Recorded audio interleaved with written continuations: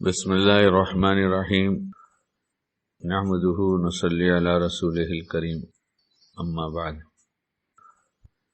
جب سارا ماحول ایک رنگ میں رنگا ہوتا ہے تو اس وقت اس ماحول کے رسم و رواج یا جو سب لوگ ایک جیسے کام کر رہے ہوتے ہیں، جب اس کے خلاف کوئی کچھ بولتا ہے تو اسے جلدی سے تسلیم نہیں کیا جاتا۔ اور یہ سلسلہ جب سے انبیاء کا سلسلہ شروع ہوا، جب سے بار بار اس کا موقع ہے، اور آپ علیہ السلام نے کفر شرک کے اس ماحول میں جہاں صرف اسی کا اندھیرا چھایا ہوا تھا، توحید اور رسالت کی بات جب کیا، لا الہ الا اللہ کہا اور یہی بتایا کہ اس میں ہی کامیابی ہے، یہی اصل ہے۔ عقل میں بھی آنے والی بات ہے کہ اتنی بڑی دنیا کون چلا ہے، اللہ کے سوا کون ذات ہے، کس نے بنایا ہے۔ آسمان خالی دیکھ لیا جائے تو سمجھ میں آئے اس کا بنانے والا کوئی بڑی طاقت والا ہے، اور اسی طرح اگر غور کیا جائے تو بات سمجھ میں آتی ہے۔ اور بہت سی چیزیں دنیا میں رات دن پیش آتی ہے جو خود اعلان کرتی ہے کوئی ذات ہے، وہی یہ سب چیزیں بنا رہی ہے، اسی نے سارے نظام کو سنبھالا ہے۔ کہاں سے روز سورج نکلتا ہے اور کہاں چڑھتا ہے اور کہاں شباب تک پہنچتا ہے، پھر اس سے زوال ہو جاتا ہے، پھر وہ کسی جب یہاں زوال ہوتا ہے تو پھر وہ کسی اور دنیا کو روشن کر دیتا ہے، پھر گھوم کر کہیں اجالا کرتا ہے، کہیں اندھیرا کرتا ہے۔ ہم لوگ ٹائم ٹیبل دیکھتے ہیں، آج سورج کتنے بجے نکلنے والا ہے۔ جو نمازی لوگ ہیں وہ دیکھتے ہیں سورج کتنے بجے نکلنے والا ہے، تو ٹائم ٹیبل سے پتہ چل جاتا ہے کہ سورج آج اتنے بجے نکلنے والا ہے، تو اس کے خلاف تو نہیں ہوتا۔ یہ سورج کو کس نے کنٹرول کیا ہے؟ چاند کون نکالتا ہے؟ چاند کو شباب تک کون پہنچا دیتا ہے؟ آسمان پہ تارے کون بکھیر دیتا ہے؟ اجالی رات کون بناتا ہے؟ اندھیری رات کون بناتا ہے؟ اللہ کے سوا کوئی اور ہے کیا؟ ہمارے بڑوں نے تو کتنی مثالیں دے کر سمجھایا ہے کہ بھینس کا رنگ اتنا کالا، اس نے کھایا ہرا چارہ اور دودھ دیا اتنا اجلا، تو یہ اللہ کی قدرت نہیں تو اور کیا ہے؟ خود ہمارا جسم اس کا شاہد ہے۔ ایک بال کوئی نہیں بنا سکتا، ایک دانت کا ٹریٹمنٹ کرنا ہوتا ہے تو خالی دانت کی حفاظت کے لیے کہ تھوڑا سا اس میں خرابی پیدا ہو گئی تو ہزاروں روپے لگ جاتے ہیں۔ اتنا قیمتی جسم بنایا، اس میں دل بنا دیا، دل کے اندر خرابی ہو گئی، لاکھوں روپے خرچ ہو جاتے ہیں۔ کون اسے اچھا رکھتا ہے؟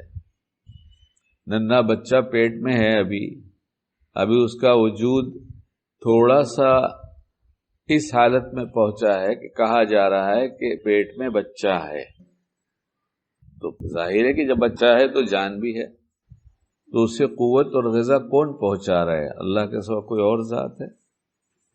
کوئی تو نہیں۔ ایک پودا زمین سے نکلتا ہے، وہ جو زمین سے پاڑنے والا پودا ہے اتنا کمزور ہے کہ ایک معصوم سا چھوٹا سا بچہ، بہت چھوٹا بچہ ہو، اس کی 2 انگلیوں کے بیچ میں رکھ دو، انگوٹھا ملا لے گا اور اس طرح سے مسل کے ختم کر دے گا۔ لیکن عجیب بات ہے کہ اس سخت زمین یا نرم زمین کے اندر سے اس کو پھاڑ کر وہ پودا کیسے نکل آتا ہے؟ پھر جب پودے کی حفاظت کی جاتی ہے تو تناور درخت کیسے بن جاتا ہے؟ کون ہے بنانے والا؟ پھر ایک ہی جگہ پر ایک آم کا درخت لگا ہوا اور ایک کسی اور پھل کا لگا ہوا ہے، زمین وہی ہے۔ آم کا اگر درخت کسی نے لگایا ہے تو اس میں آم ہی پھلتا ہے، چیکو میں آم نہیں، آم میں چیکو، اس کا مزہ الگ ہے، اس کا مزہ الگ ہے۔ کتنے پھل اللہ نے بنائے، اسی زمین سے سب اگایا، کتنے اناج بنائے، اسی زمین سے سب اگایا۔ کون ہے کس کی ذات ہے سب کرنے والی؟ تیز گرمی ہوتی ہے، پتہ چلا گرمی کا مہینہ آ گیا، اچھا بھائی گرمی کا آ گیا تو اب کیا چاہیے؟ بہت گرم ہو رہا ہے، پانی چاہیے۔ کسان کہہ رہا ہے کھیتی کے لیے پانی چاہیے، اتنی بڑی زمین ہے، کہاں تک پانی کا کوئی انتظام کرے گا؟ اللہ خود انتظام کرتا ہے کہ اس نے اپنے بندوں کو بنایا ہے تو اس کی حفاظت کا، اس کی پرورش کا سارا سامان وہ کرتا ہے۔ اور پھر جب بندہ پکارتا ہے اور زمین پکارنے لگتی ہے کہ میں سوکھ گئی ہوں، مجھے پانی کی ضرورت ہے، تو پانی کون برساتا ہے؟ یہ گرمی میں کیوں نہیں برسا؟ یہ آج برسات میں کیوں برس رہا ہے؟ پھر گرمی گئی، برسات آئی، برسات کے بعد پھر ٹھنڈک آئی۔ یہ کون موسم بدل رہا ہے؟ اس موسم کا اس پوری کائنات کے بہت سی چیزوں پر کیا کیا اثرات پڑ رہے ہیں، کتنی زندگیوں کی بقا ہے اسی گرمی اور ٹھنڈک میں۔ کون ہے جلانے والا؟ کون ہے مارنے والا؟ اللہ کے سوا کوئی اور ہے؟ جس کی جتنی سانس لکھ دیا اس سے ایک سانس زیادہ نہیں لے سکتا۔ موت کوئی روک سکتا ہے؟ بہت دنیا ترقی پر ہے، موت روک کے دکھا دے، جس کو جس وقت مرنا ہے اس وقت مرے گا۔ ڈاکٹر کا یہ کہنا ہوتا ہے، کبھی ہوتا ہے، میرے گھر میں خود ہوا، میرے والد کی طبیعت خراب ہوئی، ہاسپٹل میں ایڈمٹ کرنا پڑا، تو ایسا لگا کہ طبیعت اور بگڑ گئی، اب اس اسپتال میں علاج نہیں ہو سکتا، کسی بڑے اسپتال میں لے کر جاؤ۔ بڑے اسپتال میں لے کے گئے، ڈاکٹر نے کہا کہ کیس تو بہت سیریس ہے، یہ ان کے بچنے کی امید نہیں ہے۔ کیا کرتے؟ بچنے کی امید نہیں ہے تو بھی ہم کیا کر سکتے ہیں؟ صرف باپ کی محبت میں چند آنسو تو بہا سکتے ہیں، لیکن موت کو تو نہیں روک سکتے۔ اور ڈاکٹر کے پاس لے گئے تھے مرنے کے لیے نہیں، صحت کے لیے۔ علاج ہوا، ابا صحت مند ہونے لگے، ابھی اسپتال میں ہیں۔ انہوں نے کہا کہ آم کھانے کا جی چاہتا ہے بیٹا۔ ہم نے ڈاکٹر سے پوچھا کہ ڈاکٹر صاحب ابا آم کھانے کے لیے کہتے ہیں، ابھی طبیعت تو ٹھیک ہو گئی ہے؟ تو کہا ہاں طبیعت تو ایک دم اچھی ہو گئی، خطرے سے باہر ہو گئے، صحت کی طرف چلنے لگا، ابھی تندرست ہو جائیں گے، کل تم کو ڈسچارج مل جائے گا، تمہارے ابا کی طبیعت اب ٹھیک ہو گئی ہے، گھر لے جاؤ اور اب جو چاہے وہاں کھلانا، اب یہاں یہ سب مت کرو، لے جانا گھر پہ۔ جب مرنے کی حالت میں تو وہاں ڈاکٹر کے پاس لے گئے تھے، اسپتال لے کے گئے تھے، اور اب صحت کی حالت میں ہے تو گھر لے کے جاؤ۔ آج یہ سب ہوا صبح میں، دن میں 10 ساڑھے 10 تک، کہ کل گھر لے کے چلے جانا، کھلانا پلانا، صحت مند ہو رہے ہیں۔ شام کو انتقال ہو گیا۔ ڈاکٹر کہتا ہے بیمار ہیں، نہیں بچیں گے۔ اللہ نے کہا اتنے دن کی زندگی اور باقی ہے، ہم باقی رکھیں گے۔ ڈاکٹر نے کہا اچھے ہو گئے، لے کے چلے جاؤ۔ اللہ نے کہا ہم کو بلانا ہے، کہاں لے کے جاؤ گے؟ تم صحت مند سمجھ کر لے کے جانے والے ہو، اور ہمارے یہاں فیصلہ ہو گیا کہ روح قبض کر لی جائے گی، ابا کو نہیں میت کو گھر لے کر جاؤ۔ یہ سب کون کرتا ہے؟ اللہ کے سوا۔ لیکن جب کفر و شرک کی گھنگور اندھیرا تھا، کہیں اجالا توحید کا نظر نہیں آ رہا تھا، اور اس میں جب آپ علیہ الصلوۃ والسلام نے کہا کہ کہو لا الہ الا اللہ، اسی میں کامیابی ہے ہماری زبان میں، اللہ کے سوا کوئی نہیں، تو لوگوں کی سمجھ میں نہیں آیا، نہیں سمجھ میں آ رہا تھا۔ لیکن اللہ تعالیٰ نے اسی میں بہت سے ایسے سعادت مند رکھے کہ یہ دھیرے دھیرے دھیرے دھیرے سمجھ میں آیا۔ کسی نے پہلی بات میں سمجھ لیا، کسی نے اس کے بعد سمجھا، سمجھنے لگے۔ نہ سمجھنے پر آپ علیہ الصلوۃ والسلام نے کہنا نہیں چھوڑا۔ 2 4 6 کی تعداد ہو جانے پر مایوس نہیں ہوئے کہ اتنی آواز لگا رہا ہوں کوئی آ نہیں رہا ہے، بلکہ مخالفت بڑھ گئی، برا بھلا کہا جانے لگا۔ لیکن داعی کے ذمہ ایک کام ہوتا ہے، اسے اس سے مطلب نہیں ہوتی کہ ہمیں کون کیا کہتا ہے، وہ تو اپنے کام کا دھنی ہوتا ہے، اسے کسی سے کچھ لینا نہیں ہوتا، اس کو صرف اللہ سے لینا آتا ہے، اور ساری امیدیں وہیں رہتی ہیں۔ امید یقین کے درجے میں رہتی ہے کہ میرا اللہ ہی میری حفاظت کرے گا، میرے اللہ ہی اپنے دین کو پھیلائے گا، میری ذمہ داری کام کی ہے۔ وہ اس کی پرواہ نہیں کرتا کتنے سن رہے ہیں، کتنے مان رہے ہیں، کتنے نہیں مان رہے، ہمارا کام ہے، ہم کیے جائیں گے۔ تو ایک زمانہ یہ گزرا، یہ زمانہ گزر گیا۔ توحید والے بہت سے ہو گئے، کلمہ لا الہ الا اللہ محمد الرسول اللہ کی آواز بلند ہوئی، سارے عالم میں گونج گئی، اور نہ جانے کتنے ہدایت یافتہ ہو کر دنیا سے چلے گئے اور جنت کے مستحق بن گئے، اور نہ ماننے والا نہ جانے کتنے اسی آواز کو سنتے رہے، جہنم کے مستحق ہو گئے۔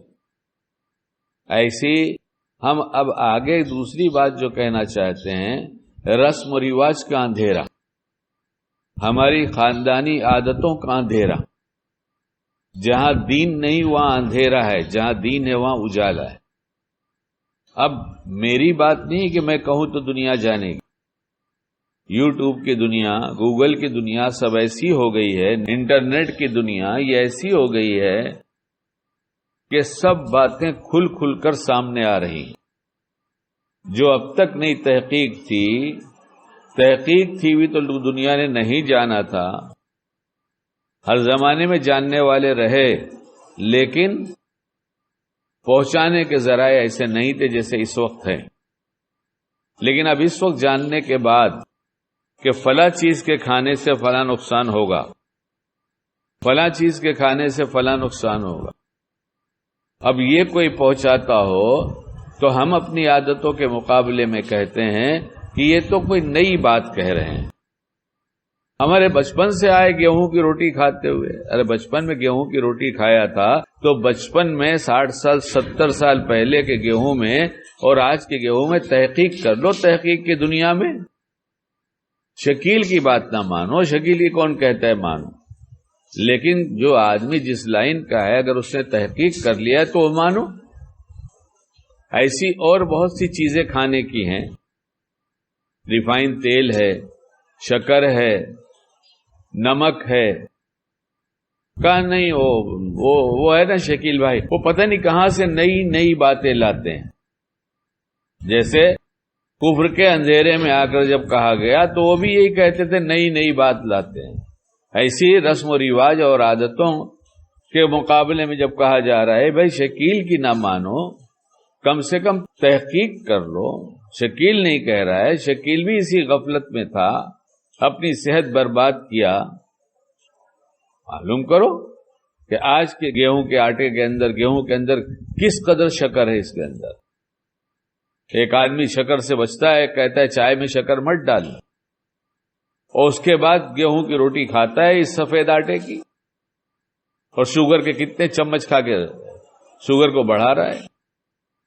اب اس پر اگر ہم بول دیں گے تو کچھ لوگ تو ناراضی ہونے لگتے ہیں کہ ان کو تو یہی سب سوچتی ہے، نہیں مجھ کو تو سوچتی ہے اور صحیح سوچتی ہے الحمدللہ، اور جہاں غلط سوچی کسی اس شعبے کے جاننے والے نے بتایا کہ تم یہ غلط کرتے رہے تو الحمدللہ اللہ کی دی توفیق سے توبہ کی توفیق ہو گئی، نہیں طبیعت چلی تو مانگا گیا کہ اللہ تعالیٰ یہ تو ہمارے نفع کی بات ہے، نہ ہمارا نفس تیار ہو رہا ہے، نہ ہمارا معاشرہ تیار ہو رہا ہے، نہ ہمارے گھر کے لوگ تیار ہو رہے ہیں، چھوڑ دو سب کو نا۔ چھوڑ دو کا مراد یہ نہیں گھر چھوڑ کے چلے جاؤ، اپنی ذات کو بناؤ نا، تلاش کرو، اس کا بدل تلاش کرو، میں استعمال نہیں کروں گا، جس کا جی چاہے استعمال کرے۔ ایلومینیم کے برتن کے خطرناک نتائج دنیا نے دیکھ لیا، اب جب کھل کر سامنے آیا تو کہنے لگے مٹی کے برتن میں تو ہم پکا نہیں سکتے۔ ارے مٹی کے برتن میں کیوں نہیں پکا سکتے؟ کیا دنیا میں جب ترقی نہیں تھی تب مٹی کے برتن میں پکتا تھا؟ آج تو بہت ترقی یافتہ زمانہ کہا جا رہا ہے، اب کیوں نہیں پک سکتا؟ جس زمانے میں ترقی نہیں تو اس وقت پکتا تھا، اب ہم ترقی والے ہو گئے تو ہم نہیں پکا سکتے، یعنی ہم مجبوری کی طرف بڑھتے جا رہے ہیں، یقیناً مجبوری کی طرف جا رہے ہیں، اپنی بری عادتوں سے، برے کھان پان سے، برے معاشرے میں جو کچھ غلط رواج پڑا ہے، چاہے شادی بیاہ کا ہو، چاہے اور کسی چیز کا ہو، حرام کا ہو، حلال کا ہو، لیکن لوگوں کی رعایت میں ہم اپنے آپ کو تباہ برباد کر رہے ہیں، اور یہ جسم اللہ کی قسم ہمارا نہیں ہے، کسی مفتی نے فتویٰ نہیں دیا کہ اس کے تم مالک ہو، نہ جانے کتنی دفعہ پوچھ چکا، آج پھر پوچھتا ہوں مفتی صاحب سے، اس کے مالک ہیں ہم؟ مفتی صاحب تشریف فرمائیں، کہہ رہے نہیں مالک ہیں۔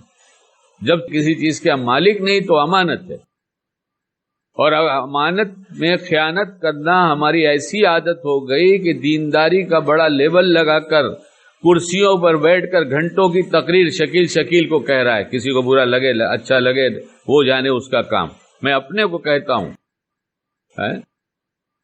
پیری مریدی میں آ کر مشائخ کا ایک لبادہ پہن کر جب تو بیٹھ کر کرسی پہ بولتا ہے، اس لباس میں، اس حلیے میں، اس انداز میں، اس عہدے پر، اور دنیا تیری بات ماننے کو تیار ہے، لیکن جب کرسی کے اوپر سے اتر جاتا ہے تو پھر وہی جسم کے ساتھ وہی بغاوت ہے، وہی خیانت ہے جو اللہ کو بالکل ہی ناپسند ہے۔ صفت نفاق کا ایک ایسا عمل جو رچ بس گیا ہو اور جس پر توبہ کے بجائے کہنے والے کو برا بھلا کہا جا رہا ہو، تو یہ دل میں اندھیرا نہیں تو اور کیا ہے کہ جب اپنے نفع کی سمجھ میں نہیں آ رہی ہے شکیل، تو کرسی پہ بیٹھ کر لوگوں کو مت سمجھا، تو خود بڑا ناسمجھ ہے۔ پہلے اپنے آپ کو دیکھ، اس بڑی طاقت اللہ کی طاقت کے سامنے ساری مخلوق کی خوشنودی کو چھوڑ دے۔ اللہ کی قسم، اللہ کے سوا کوئی کچھ نہیں بگاڑ سکتا، نہ بنا سکتا ہے، اور اپنی بنانا بگاڑنا اللہ نے تیرے قبضے میں رکھا ہے شکیل۔ تو جلدی سے توبہ کر لے ان غلط چیزوں سے جو جسم کو نقصان پہنچاتی ہے، اور اس سے توبہ نہ ہونے کی بنیاد پر اس رذیلے نے باقی سارے رذیلوں کو بڑھا دیا ہے۔ یعنی خیانت کی بری عادت منافقوں کی بری عادت ہے، ایمان والے کی نہیں ہے، اور ایمان والا اگر بھولے سے غلطی سے کرتا ہے تو اس پر جمع نہیں رہتا، منافق جمع رہتا ہے۔ اسے علم نہیں تھا تو توبہ کر لیتا ہے کہ میرے اللہ مجھ سے غلطی ہوئی، مجھے پتہ نہیں تھا، مجھے پتہ ہوتا تو میں ضرور مان لیتا، آج علم ہو گیا اس لیے میں اب سے طرز زندگی بدل دوں گا، اپنے جسم کو نقصان پہنچانے والی تمام چیزوں سے بچاؤں گا۔ کہتے شکر ہے تھوڑی سی کھا لینے میں کیا حرج ہے، یہی تھوڑی تھوڑی تو زیادہ بن جاتی ہے، زہر ہے تو تھوڑا سا کھانے میں کیا حرج ہے، زہر ہے تو تھوڑا سا کھانے میں کیا حرج ہے، کہیں گے بہت حرج ہے، مر جائیں گے۔ اگر مر جائیں گے نہیں کھا رہے ہیں تو بڑی اچھی بات ہے، عقل مندی کی بات ہے، لیکن تھوڑا تھوڑا کر کے روز مرنے کا سامان کیا جائے تو کل قیامت میں پکڑنی ہوگی۔ اگر اللہ نے ہم کو توفیق دیا لا الہ الا اللہ محمد الرسول اللہ کہہ دینے کی، تو جیسے ہم کفر سے نکل کر ایمان میں داخل ہو گئے، ایسی بری عادتوں کو چھوڑ کر اچھی عادتوں کو بھی اپنا سکتے ہیں۔ اللہم ارزقنی طیبا واستعملنی صالحا، اللہ ہمیں وہ حلال رزق کھلائے جس کی بنیاد پر حلال اعمال، اچھے اعمال کی طرف طبیعت چلنے لگتی ہے، اللہ خود کھینچ لیتا ہے، اندر ایک پاور بن جاتا ہے کہ اب برائی کے قریب بھٹکنا نہیں چاہتا اور بھلائی چھوڑنا نہیں چاہتا۔ نفس شیطان اگر ماحول بنا کر کچھ غلط کروا دیتا ہے تو ہائے توبہ، ہائے توبہ، استغفر اللہ، استغفر اللہ، اے اللہ مجھ سے غلطی ہوئی، اللہ نے کب کہا کہ ہم تجھ کو معاف نہیں کریں گے، وہ معاف کر دیتا ہے۔ لیکن یہ خیانت والا عمل، ہم اس کی تو معافی بھی مانگنے کو تیار نہیں۔